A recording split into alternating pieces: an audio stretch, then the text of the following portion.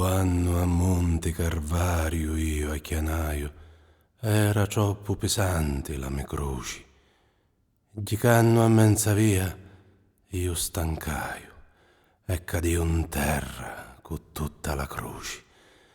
La faccia e le rinocchia mi scucciaio, era troppo pesante la mia croce.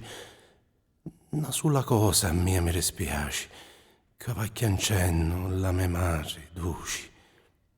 Ida, alle pedi di la croce stava, lo sangue di lo figlio stiziava, e con le carni di Ida si uncia, se qualche volta l'occhi poi isava, come sì, figlio amato, ci diceva.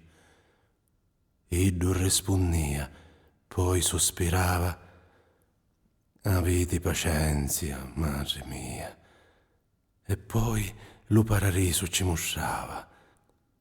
Quando a chianaia lo monte Carvano, menzo di laci nudo mi spugliaro, e dopo che la croce mi inchiovaro, da Cito e Feli, dama breveraro.